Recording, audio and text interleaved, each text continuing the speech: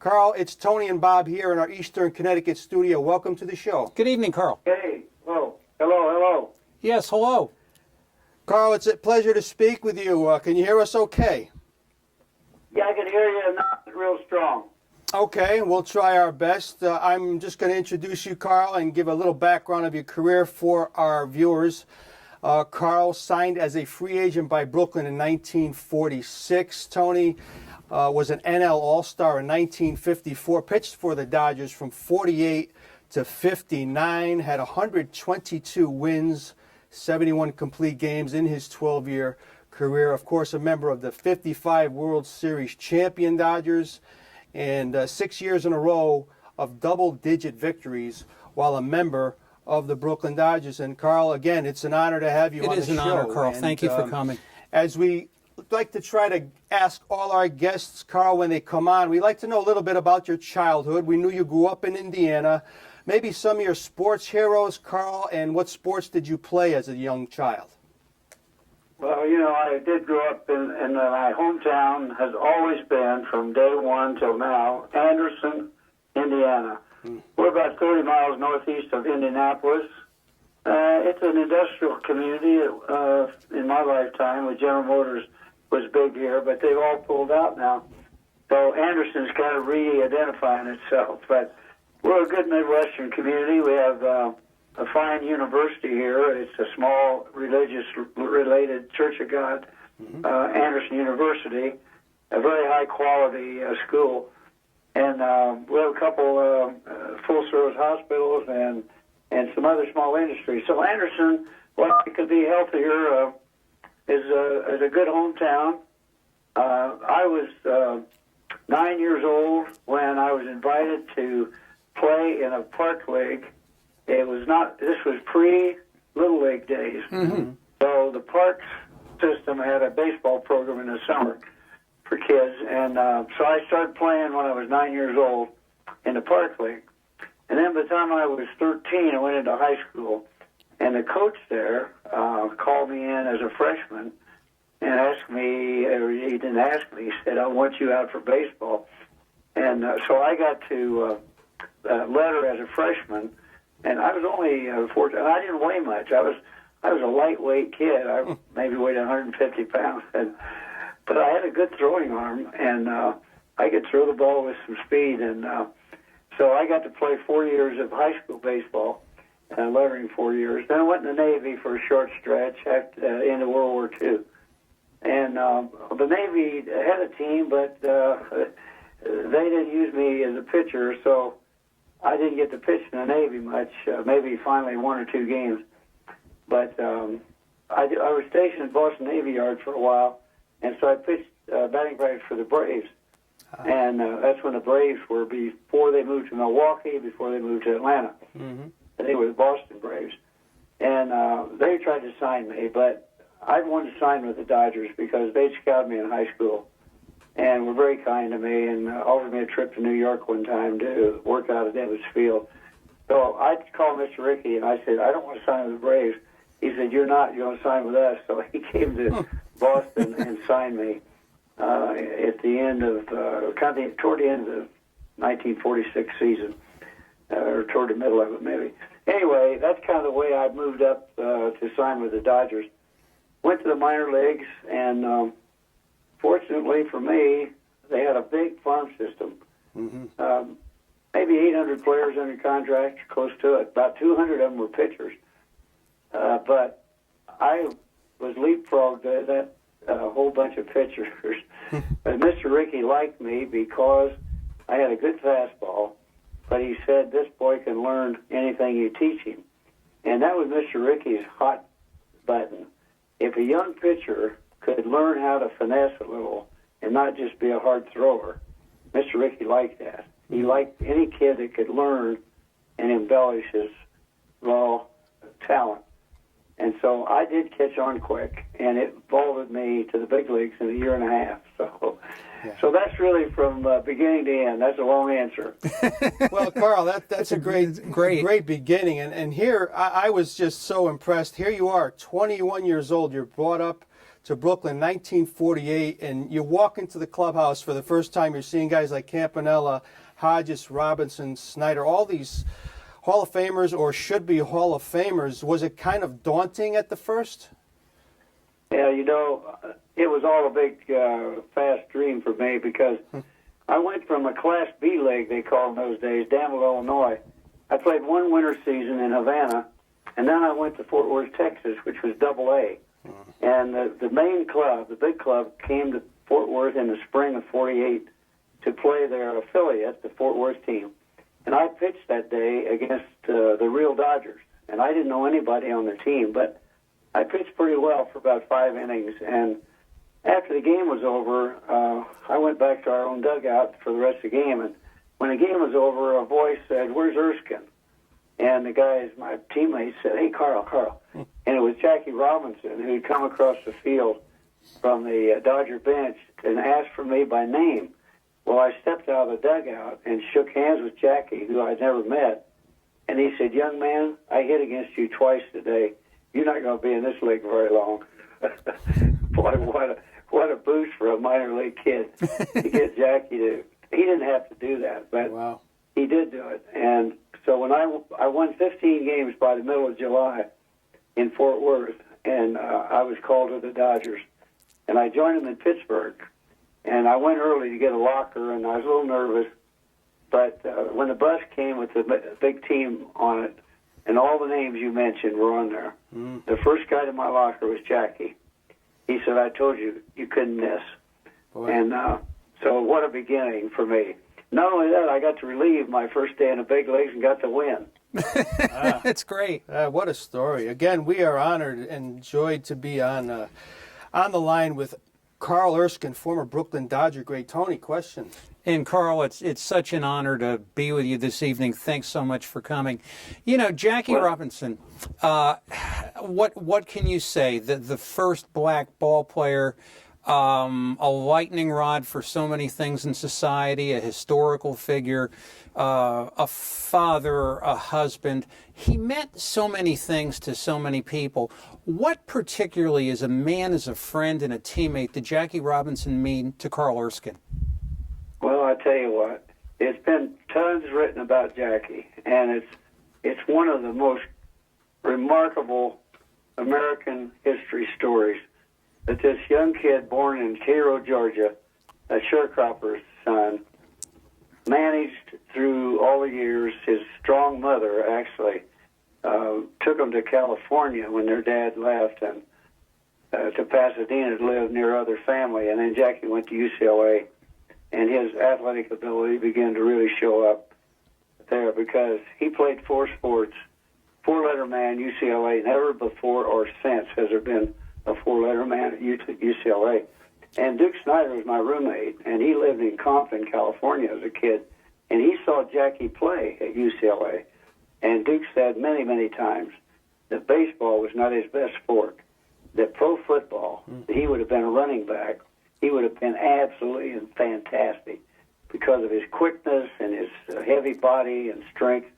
But baseball was the biggest stage in those days. That was the biggest in the 1940s and earlier. Baseball was truly America's pastime, and kids grew up dreaming of playing Major League Baseball.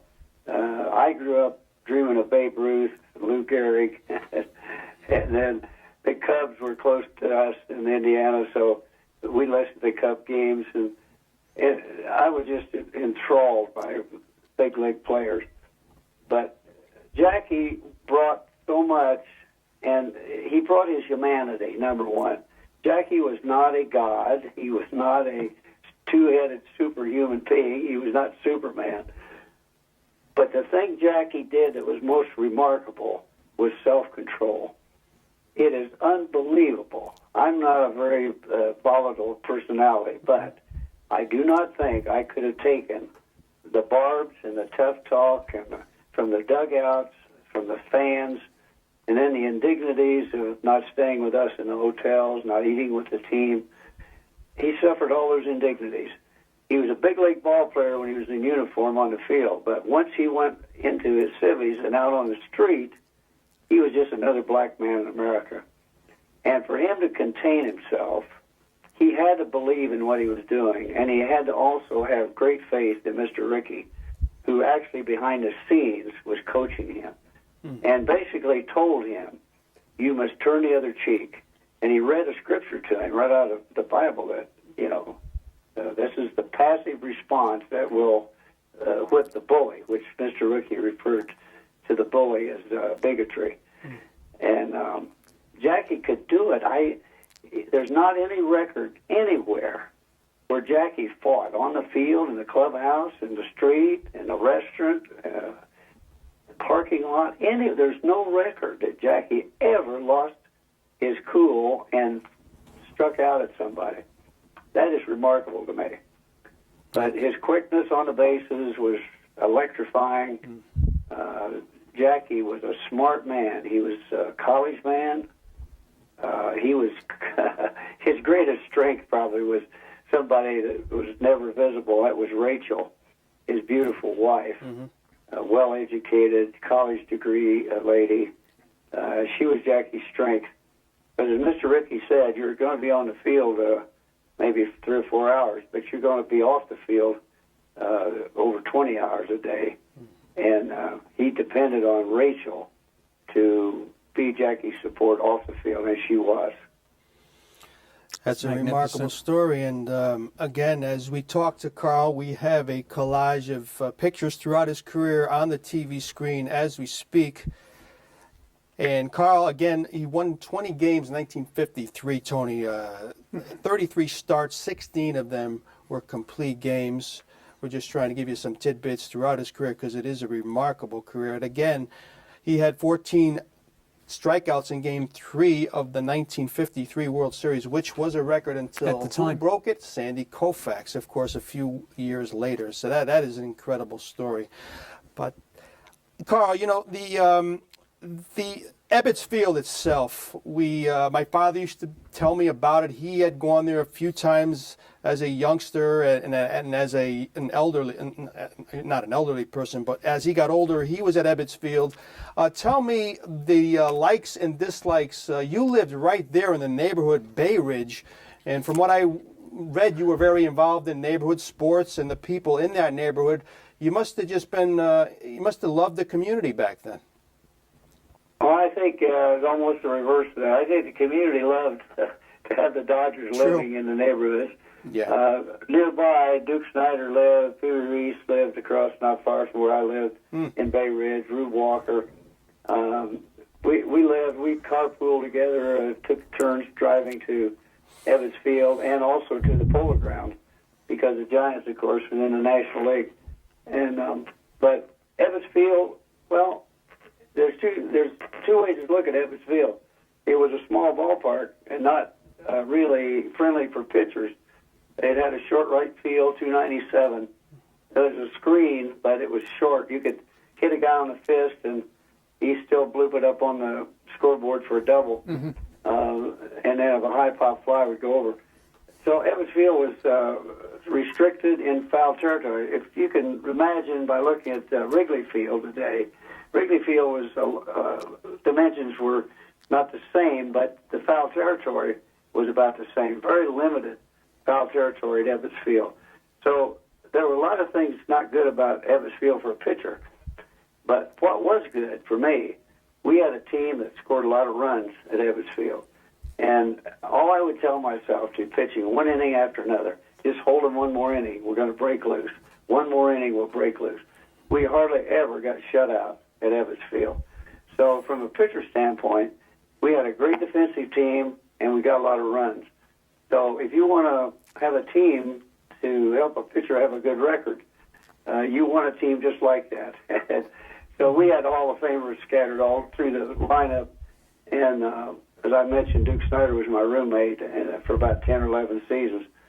So it was very fortunate for me to pitch for that team and not against them because I didn't have to face those guys. But Ebbets Field, for me, was the exciting ballpark in the league. The fans were raucous. They were wild, loud. The Dodger Symphony was a group of guys that played had a little band, and they were part of the atmosphere of Ebbets Field. And I know it was intimidating to players because they get on the players big time at Ebbets Field.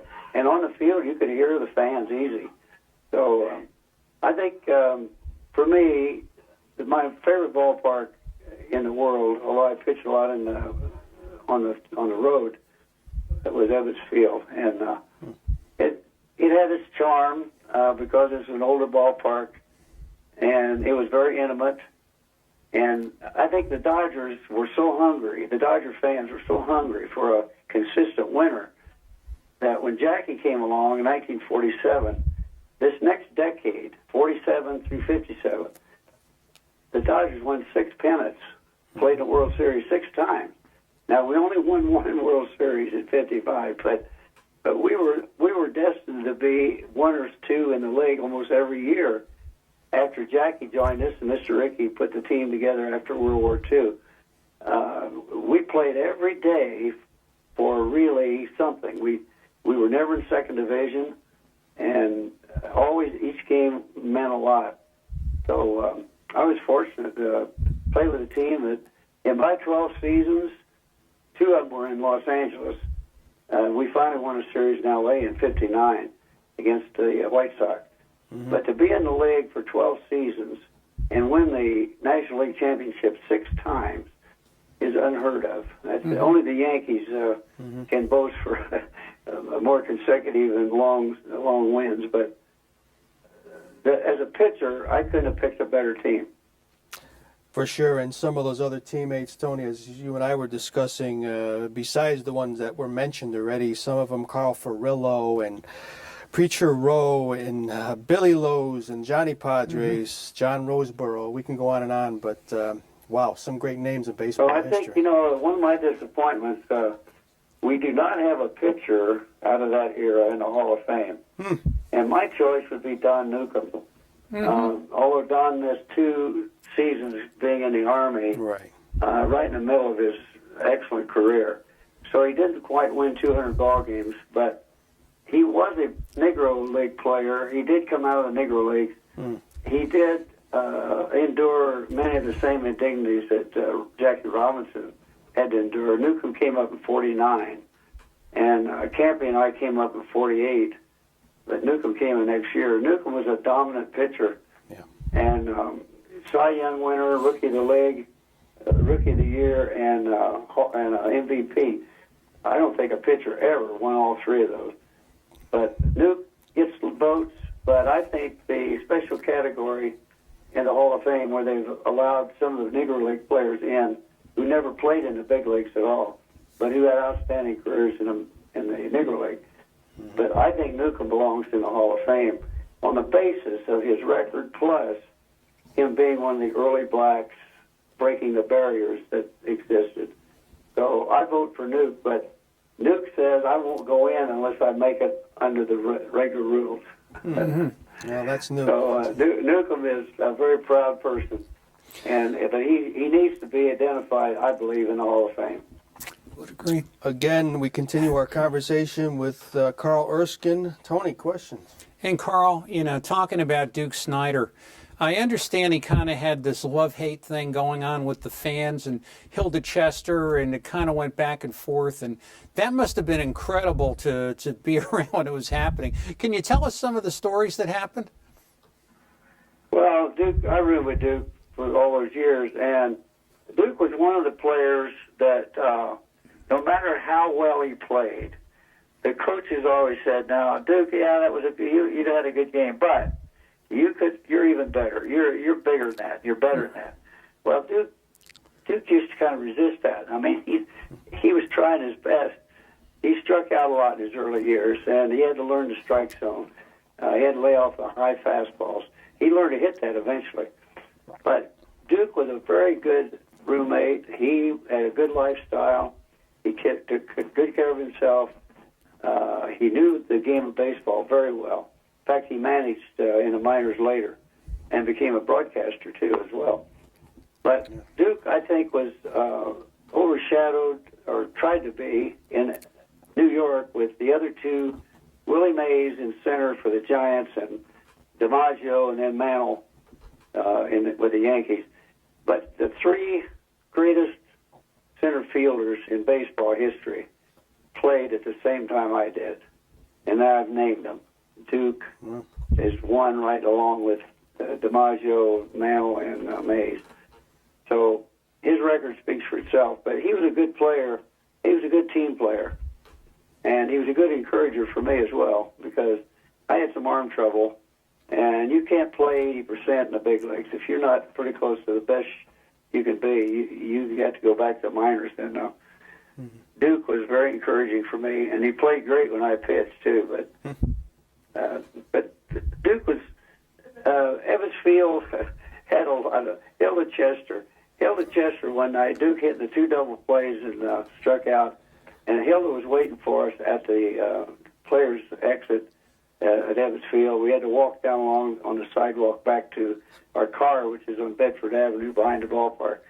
And Hilda Chester had a gravel voice, and she's crabbing at Duke. Duke, you're a bum. You can't play. Why don't you give it up, Duke? And she kept. And Duke was very polite. He didn't respond. We kept walking on toward our car, and the crowd was following us. And she was just badgering Duke real bad. But we got to the corner, and we had to stop for the light before we could cross. So we stood there a while, and a street light was shining down on Hilda. And Hilda had kind of a craggy face and a kind of a fuzz on her chin. And she said, Duke, you're no good. Why don't you give it up, Duke? Why don't you go on back to California? So Duke finally had enough. He looked down at Hilda, and he says, why don't you go home and shave? and we just all broke up. I mean, Duke, because she did. She had this fuzzy face and a craggy look. But Hilda was a part of the big scene. That's the story. It's magnificent. Yeah, just goes with the Brooklyn territory. And I have to tell our viewers, Carl pitched, Tony, 2 of the National League's 7 no-hitters during the 1950s. Yes. Now, yes. Carl, the first one was 52 against the Cubs, second 56 against the Giants. Do you remember either one more than the other? Do you remember being more dominant in either one? No, no-hitters are strange animals. They just kind of happen, and I think every pitcher starts every game hoping he doesn't give up any hits, but it just has to develop. It goes inning by inning, pitch by pitch, and finally you get to the latter innings and you realize nobody's gotten a hit yet, and so you think a little about it. Then the bench knows it, and then they start doing their traditional thing, leaving the pitcher alone, not talking to him. That's not a jinx him in any way. But, there's two interesting things happen in my no-hitters. Well, first one, it rained in the 3rd inning, and we had a lead. We were trying to get 5 innings in to make it an official game. But it rained real hard in the 3rd inning. So we go inside expecting probably the game to be rained out. And we like to play bridge, so we got a bridge game going on in the trunks. I was playing with Billy Cox against Pee Wee Reese and Billy Herman, one of our coaches. And so we played bridge for about 40 minutes or so, 45 minutes. And finally they yelled and said, they're taking the tarp off. Let's go. We got to go back. And so I had just finished a hand. I just made 4 hearts in the bridge game. So I had to quick change my clothes, run out, warm up again, finish the game. And it turned out to be a no-hitter with a bridge game in the middle. So that was kind of unique. And Charles Gorin, the bridge expert, called me the next day, and he said, I couldn't believe you played bridge in the middle of a no-hitter. I said, yeah, I did. He said, you made 4 hearts? Yeah, I did. And he wanted me to reconstruct the hand. I said, I'll tell you every pitch I threw yesterday, but I can't tell you what the cards were in that hand. So he made one up and put it in the paper. The second no-hitter was against the Giants, our arch rival. And, I mean, it was Saturday afternoon, game of the week, and I'd had a lot of arm trouble, and but I'm pitching, and I wasn't sure. I just had a cortisone shot the night before. But I read in the paper that morning, it said the Dodgers are over the hill. Jackie's too old and slow. Campy can't catch anymore, and Erskine can't win with the garbage he's been throwing. Well, that was Tom Sheehan, the chief scout for the Giants. Well, the game starts, and of course, about the second time Mays came up, he hit a shot. I mean, a bullet. And Jackie made a fantastic play. He was playing third base. This ball was in the hole between short and third. Jackie made a one-hop grab of that ball so fast and turned it into an easy out. That was as close as any hit that day in the game. So when I retired Alvin Dark to end the game, surprisingly, Jackie ran to the mound, shook my hand, and he turned and went to the foul line, toward the third base foul line where the Giants dugout was. And Tom Sheehan was sitting by the chief scout that was quoted, was sitting right by the dugout. And Jackie had that clipping in his hip pocket of his uniform. He waved it at Sheehan and yelled, "How do you like that garbage?" Now, what was ironic and what was poetic justice here was that the three players he criticized, Campanella caught the no-hitter, Jackie saved the no-hitter, and I pitched the no-hitter. The three guys that he said were all over the hill. And I thought that was poetic justice. That's called karma, Carl. That's what. That's a great story. Again, we're just enthralled to have Carl Erskine on the line. We have a few more minutes. Tony, question.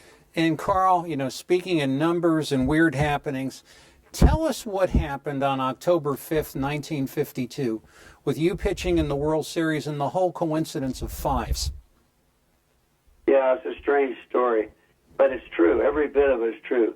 I got a telegram in the Yankee clubhouse before the game on my stool when I came in to get dressed, and it was several wires from well-wishing fans and friends back home in Indiana. But one came from Texas, from a guy that I'd met in Texas during my minor league days at Fort Worth. And he said this in a telegram. Good luck on the fifth game of the World Series on this 5th day of October, and congratulations on your 5th wedding anniversary. Yeah. Well, I read that, and I said, well, my God, that's right. This is our 5th, and so forth. Well, Vince Scully was a young announcer, and Red Barber. They were in the clubhouse, just getting tidbits, talking to players that they could use later in the booth. So they said, I showed them the wire, and they said, that's it. Could we take that to booth with us? That might come in handy. So I forgot about that and went on, warmed up, got ready for the game. So now Yankee Stadium's full of 70,000 people, and I'm pitching very well. I'm pitching through the first 3 innings. Into the 4th inning, I'm leading 4-0 until, guess what, the 5th inning. And the Yankees could scratch out runs just with nothing. I mean, they were a great team. Give them any break at all, they take advantage of it. They got 2 runs in off of me with hardly hitting the ball out of the infield. And then I walked a couple of guys, and with 2 on, Johnny Mize is a 3-run homer. 5 runs in the 5th inning. Well, I thought I was gone, actually. And Dressen comes to the mound, talks to me, and leaves me in the game. I was totally surprised. Well, I thought, well, he's going to use a pinch hitter for me. Well, I got Berra out the end of the inning, and then I go in, and I'm the second hitter. And he said, no, you're hit. You're my man. Go ahead. He left me in the game. So I go back to the start pitch the 6th inning, 7th inning, and we tied the score. Now, we lost our 4-run lead, but we tied it in the 7th. Duke Snyder, my roommate, he was involved in the tying the game in the 7th. So it went 11 innings. And in the 11th inning, guess who got knocked in a run? It was Duke. Mm-hmm. And now we got a 6-5 lead. I pitched the 11th inning, and Berra was the last hitter. I struck Berra out to end the game.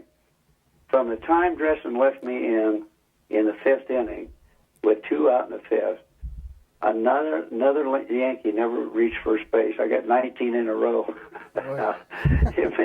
It made Dressen look like a genius, and it made me say, look, in the paper it says Erskine winning pitcher. It should have said Dressen winning manager, because he's the guy that left me in, and then I had good stuff that day, but that 1 inning. So now the last of the story is this: up in the booth, Vince Scully, young guy, he says, I'm watching for any 5s. 5th day, 5th game, 5th wedding anniversary, 5 runs in the 5th inning. The Yankees had 5 hits. I'm looking for any other 5s. And he tells me, and he tells his story over and over again. I looked up and said, I looked at the stadium clock when you struck out Barra to end the game. And the stadium clock, so help me, was 5 minutes past 5. So you can't make that up. No. Boy, that's amazing. Just amazing. And vibes are wild that day. Amazing story. And what amazed me throughout your career, Carl, more than anything else, I was under the impression you hurt your arm very, very early in your career and basically kind of willed your way through the 12-year career. Is that correct? Yeah, you know, I hurt my shoulder pitching in the rain against Chicago, my very first start. Wow. I had 2 wins in relief, and then I got a start against the Cubs in New York.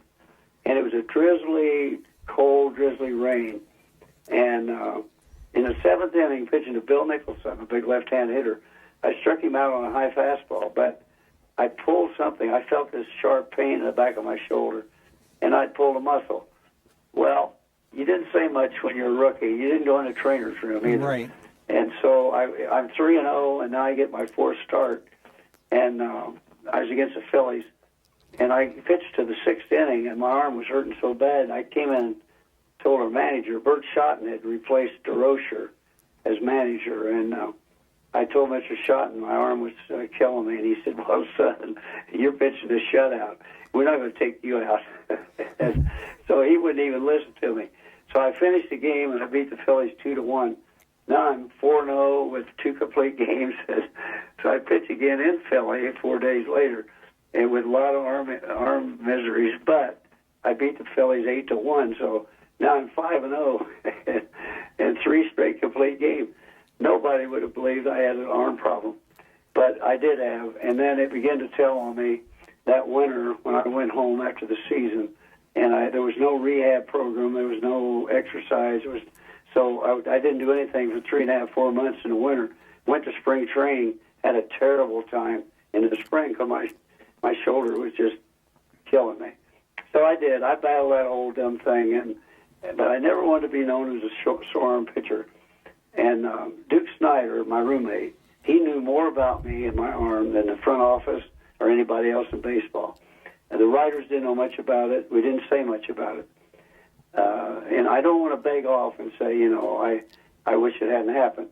But I had a tremendous throwing arm. It was an easy delivery, and I had a good live fastball. And as I said, I could learn the other pitches. And I had a good hard overhand curve. But I had to gut it out because I could never tell any given start if my arm was going to loosen up or not. And I had a few good days along, but then I'd have some rocky times. But a lot of guys played hurt. I can't say that I was more courageous than any other player. That's not true. When you're in the big leagues, you want to stay there, and you gut it out. You don't beg off, and you don't.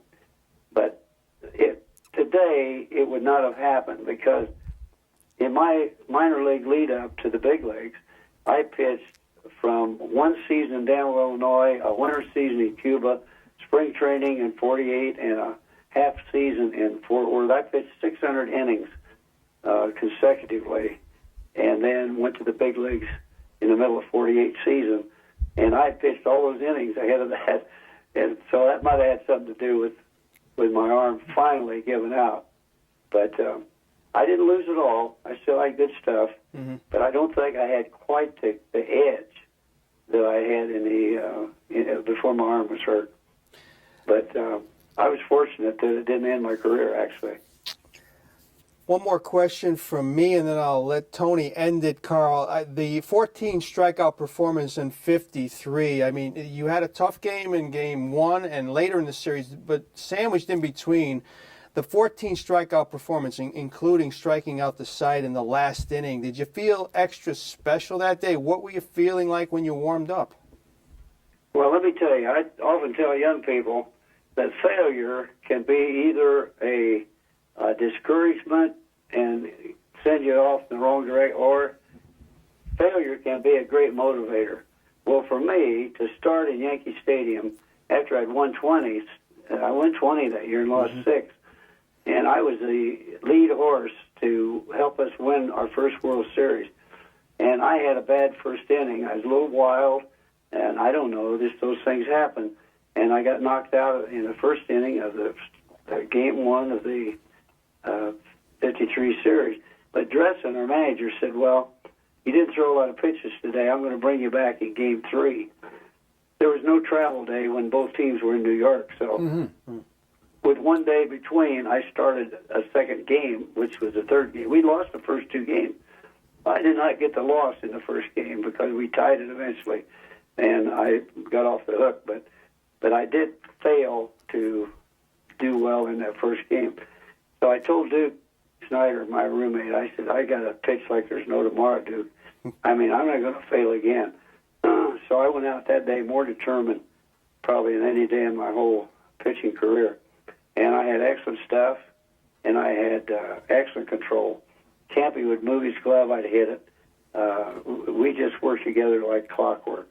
And I didn't count the strikeouts. I had no interest in how many strikeouts. I was trying to get the side out. It was a close ball game, 1-1, then 2-2, and finally Campy hit a home run in the bottom of the 8th off of Vic Rice. He gave us a 1-run lead, and then I pitched the 9th, and when I struck out the 13th hitter, which was Don Bolwick, left-hand hitter, I knew him from the minor league days. I threw him 4 straight fastballs, and he swung a high fastball. I struck him out. Then up comes my nemesis, Johnny Mize.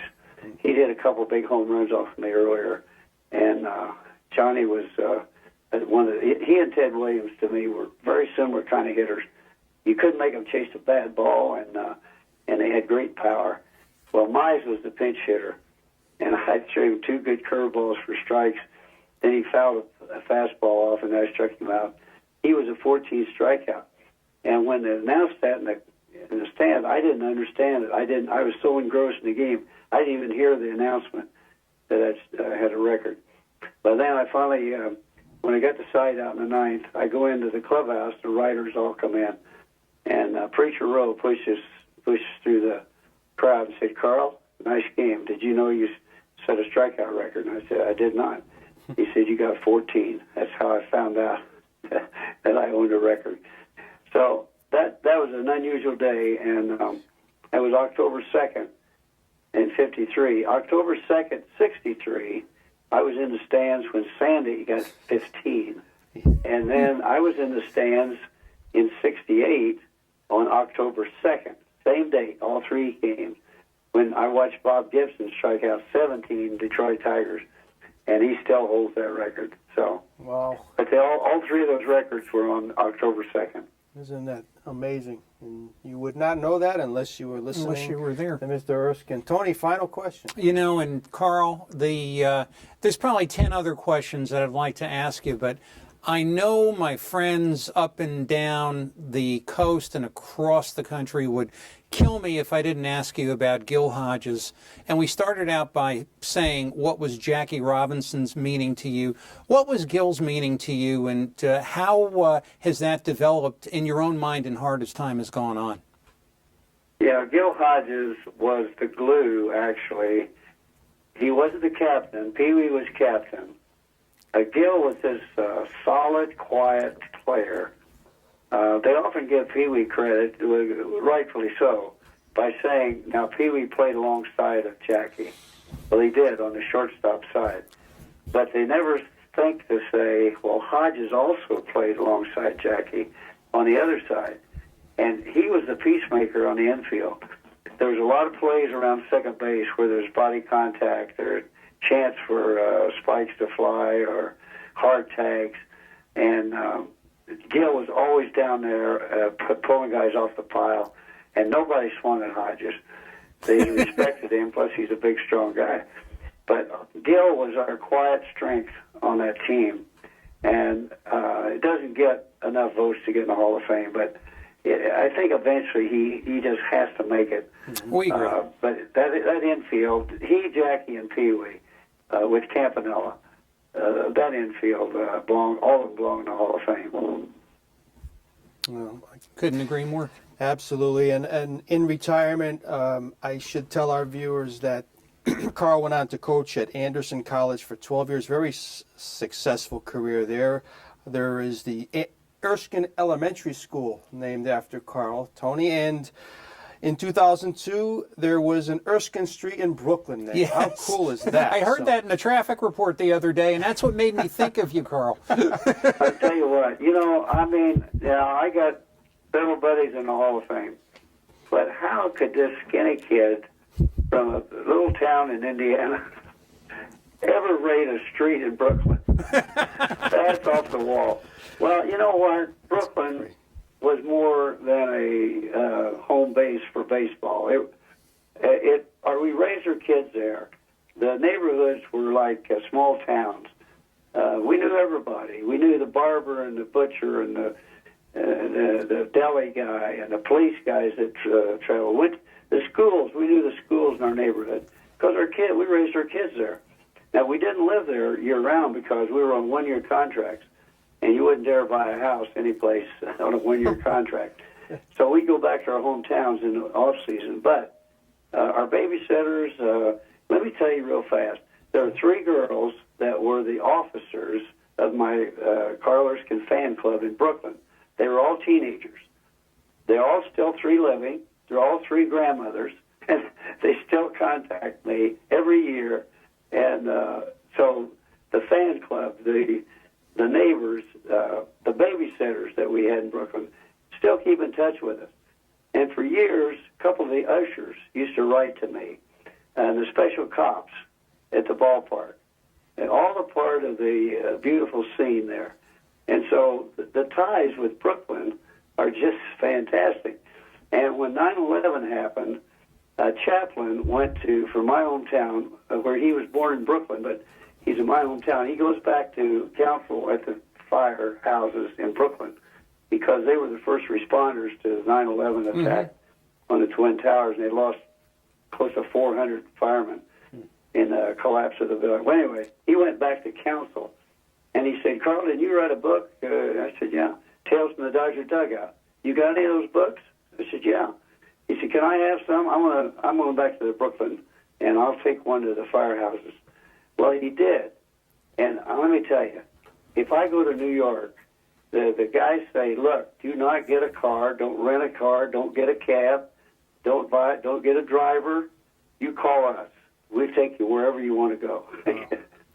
That's the fireman in Brooklyn. So I still have contacts there, and it's still a second home to me and my wife. And Erskine Street will always have great memories for everyone who's been involved with it. And again, Carl, we can't thank you enough, and we're honored to have spoken with you tonight. We probably have another 20 questions we could ask you. Maybe we can get you on when baseball season rolls around, but what an honor to speak with you. It really was, you've been Carl. very Thank you. generous with your time, and I hope you'll keep in touch, and we wish you the best of luck and health. Happy New Year. Stay Well, well. I thank you for that. And let me tell you, fellas, that my age and my time in history, to still have that much interest in what I did so many years ago, it's quite an honor for me. And believe me, I appreciate the game of baseball. But if the fans and the writers, the broadcasters didn't keep the game alive, you wouldn't hear about me after all these years. So I'm grateful for you guys, and you can call me anytime. Well, we appreciate We're that, honored. and we will keep doing that. Thank you, Carl, and Thank you, Carl. again, Happy New Year to you and your family.